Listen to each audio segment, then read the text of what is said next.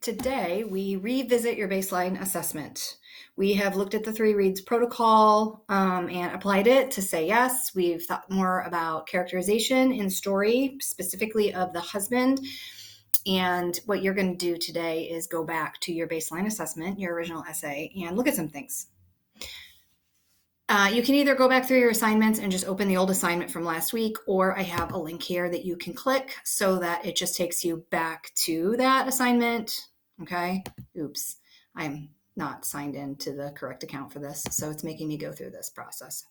But yours would probably just take you right to the assignment. All right. So going back, here's what you're going to do. And if you have questions about this, I have a Google Meet at 12:30 on Wednesday, so you can contact me and I can help you. All right. So let's take a look at what the prompt was. Here is the original prompt. Using the short story Say Yes by Tobias Wolff, analyze the character of the husband. What kind of person is he and how do you know? Consider what he does and says and how his wife reacts to him. What does the author want the reader to think about or understand when we think about the husband's character? Cite specific details from the story that support your response. So you have your essay, okay, just have it open in another tab or another window so that you can kind of go back and forth. All right. So step 1, go back to your essay and read it, then answer these questions. By the way, I left comments. Like when you wrote your original baseline assessment, I left comments for you. So if you haven't looked at those yet, and if you haven't looked at the rubric and how you scored yet, then you should do that as well. A, answer these questions. Type them on this document. A, did I fully understand the story that I was supposed to be writing about? Please explain your answer. Okay? Either you did fully understand it or you didn't. 2, B, how do I know whether or not I understood the story? So I want you to give me specific details and examples that show how you came to the conclusion in number 1. So if you think that you fully understood that story, then you need to tell me here in B how you know you fully understood that story. And if you did not, then you need to tell me specifically how you know you didn't understand that story fully. C, did I understand all of the questions that were in the writing prompt?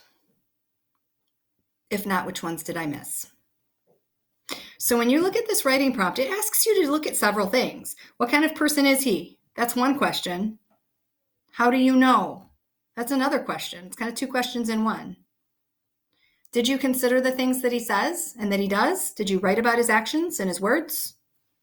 Did you consider how his wife reacts to him? Did you write about her reactions to him? What does the author want the reader to think about or understand when we think about the husband's character? So what do you think the author wants us to learn from this about the world? How does it connect to real life? If you did not answer every single one of these things and give specific evidence from the text for every one of these things, then your answer for C is no, you did not answer them all. Okay, so if you didn't, which ones did you miss? Because when you rewrite, you're going to have to make sure you cover those. All right. D, did I have a specific thesis statement, your overall main point in my essay? And if I did, was it clear and supportable with the text?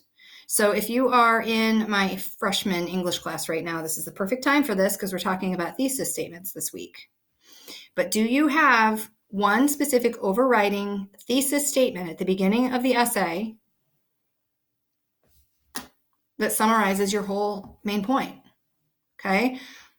Like maybe your thesis is something to do with, the husband is a super considerate guy whose wife just misunderstands him.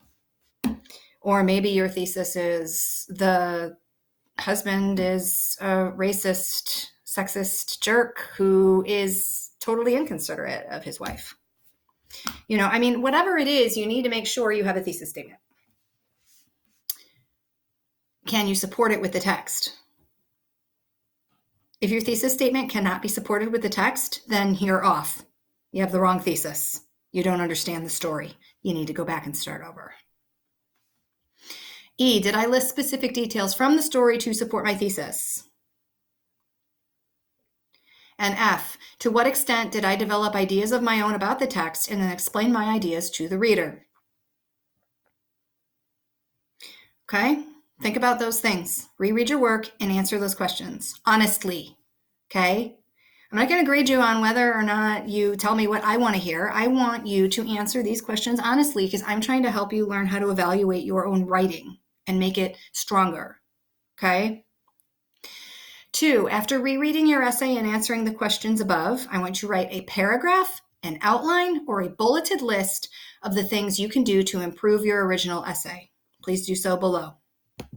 So down here, you can write it in paragraph format, you can make a bullet list, you can write an outline, okay? But you need to have several things listed here that you can do, specific things that you can do to improve your original essay. Specific things would be something like, I can use these particular details from the story to support my thesis, and then list those details. You can say, well, I didn't really add any of my own ideas and explain my own ideas about the text. So here are my ideas. I'm going to add these ideas, etc., etc. Okay? So that is today's assignment, to plan for a revision of the original baseline assessment. Here's a secret. Unless you have a 0 because you didn't do it, this grade right now isn't counted in your overall grade. So like if you scored really poorly on the baseline assessment, right now it's not even affecting your grade. But your revision will affect your grade. Once you revise this, I will include it in your grade and you will see it, okay? Again, if you didn't do the baseline assessment, now's the time to start. You need to do the work so that you can get credit, all right? Other than that, if you need me, contact me through all the ways.